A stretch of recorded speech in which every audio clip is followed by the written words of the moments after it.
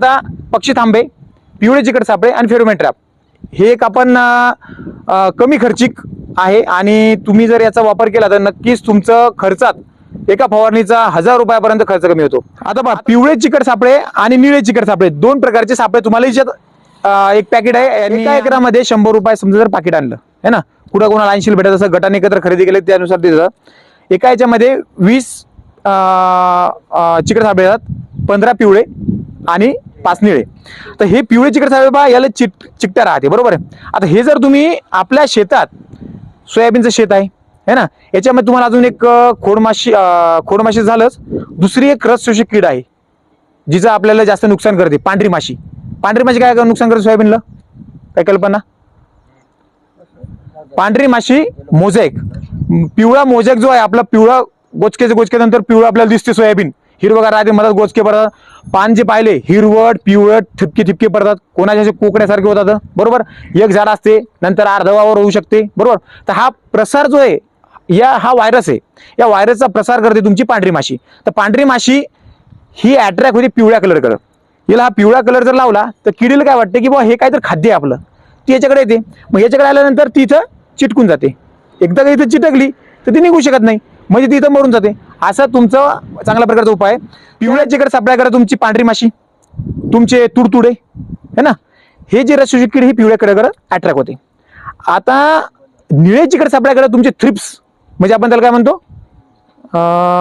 फुलकिडे है ना, हे जे आहे का थ्रिप्स, ह्या थ्रिप्स तुमच्या निळ्या कलरकडे अट्रॅक्ट होतात, ते पिवळ्या कलरकडे नाही होत, म्हणून तुम्हाला निळे दिले. हा नैसर्गिक उपाय आपण करतो कमी खर्चिक, हे तुम्ही लावलं. दुसरा आपला हे रस शोषक किडी झालं. आता नंतर आपल्याकडे पुढे कोणती अळी येणार आहे? या रस शोषक किडीनंतर जो प्रादुर्भाव होतो तो होतो तुमचा पाण्याखाराळ्या अळीचा, बरोबर. पाण्याखाराळ्या अळीमध्ये सर्वात महत्वाच्या 2 किडी, उंटाळी, आपण तिला सगळं ओळखू शकतो, असं उंटासारखं हे जर कुबड करून चालते. आणि दुसरी तुमची तंबाखूची पाण्याखाराळ्या अळी. तंबाखूची पाण्याखाराळ्यामध्ये आपण तुला स्पोडोप्टेरा म्हणतो. म्हणजे याच्यामध्ये हा विशेष काय आहे की उंटाळी आहे आणि तुमची तंबाखूची पाण्याखाराळ्या अळी, हिचं आपण कंट्रोल कसं करणार? तर आपल्याला काय, हिची अंडेच जन्म म्हणजे आळ्याच तयार होऊ द्यायचे नाही. मग त्यासाठी काय, आता आपल्याला आता इथून पुढं 8-10 दिवसानंतर फकड्या तुम्हाला ऑगस्टच्या पहिल्या आठवड्यापासून याची सुरुवात होती, बरोबर. तर आता तुम्हाला फकड्या जेव्हा सुरू झाल्या किंवा आताच लावून टाका, फकड्या सुरू व्हायचं काम नाही. 15 दिवस झाले सोयाबीन, तर सोयाबीनच्या झाडाला साधारणतः आता आपलं जर झाड आहे, झाड समजा एवढं असलं तर झाडाच्या फक्त 1 फूट उंच झाड एवढं झालं, झाडाच्या 1 फूट उंच हे वाढत चालायचं, बरोबर. तर आता याच्यात काय करतो आपण, याच्यामध्ये असं आहे की हा फेरोमोन ट्रॅप आहे. या कामगंध सापळ्यामध्ये ही अशा प्रकारची आपल्याला वरील प्लेट दिलेली आहे. आता आपण हे खाचे येतं, या खाच्यामध्ये हे प्लेट आपण इथं लावतो, बरोबर, असं लावतो.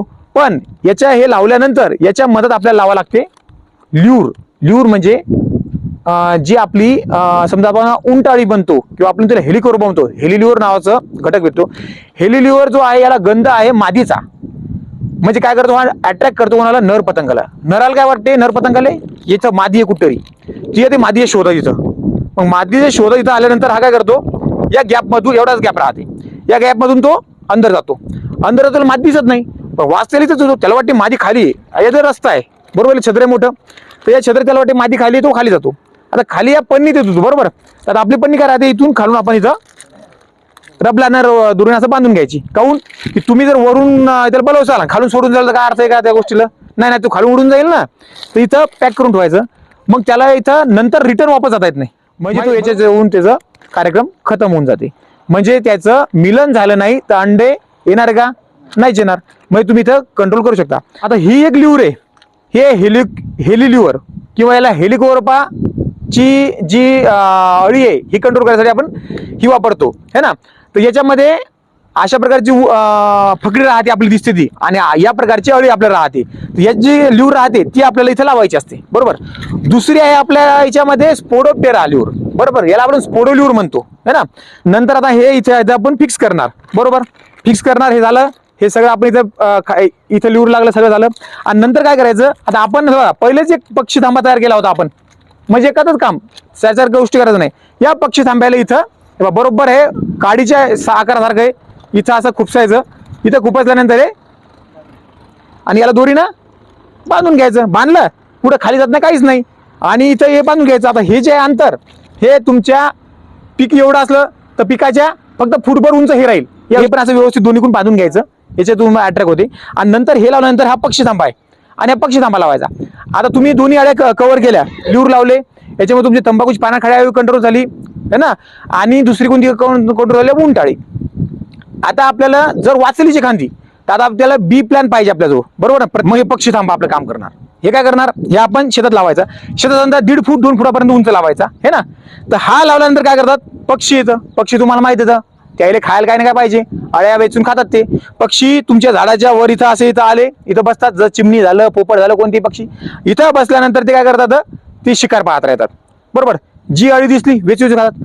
नैसर्गिकरित्या सगळं किडीचं नियंत्रण झालं. आता इथून पुढे जर कीड ETL लेवल राहते, इकॉनॉमिक थ्रेशोल्ड लेवल म्हणतो है ना, म्हणजे आर्थिक नुकसान पातळी. ही काऊन ठरवली, तुमचं नुकसान करत असेल तर मारा. मग तुमचं नुकसान कोणतं आहे, आर्थिक नुकसान पातळी. त्याच्यावरी जर गेले तर फवारायच्या फवारण्या, हा म्हणजे कोणतं रासायनिक, त्याच्यानंतर मारायचं. तर काय होईल तुम्हाला दिसलच. हा या कामगंध सापळ्यात 3 आपल्या सलग 3 दिवसात जर 10 फकड्या दिसल्या तुम्हाला, 5 फकड्या दिसल्या, तेव्हा समजा अटॅक भरपूर झाला आहे ना. त्याच्यानंतर दशपर्णी अर्क तुम्हाला माहिती आहे, 10 प्रकारचा पाला. दशपर्णी अर्क सगळं जे बनवलं लागेल त्याने फवारा. यासाठी फवारा की दशपर्णी अर्कामध्ये 10 प्रकारचा पाला तर आहेच, सोबत काय आहे, गोमित्र, तुमचं शेण. काय करणार, हे तुमच्या फवारणीनंतर तुमच्या पिकाला बुरशीपासून, किडीपासून आणि अन्नद्रव्य पुरवठा हे सुद्धा करा. म्हणजे सगळंच काम दशपर्णी करायला, किडीचं, रोगाचं आणि टॉनिकचं, बरोबर.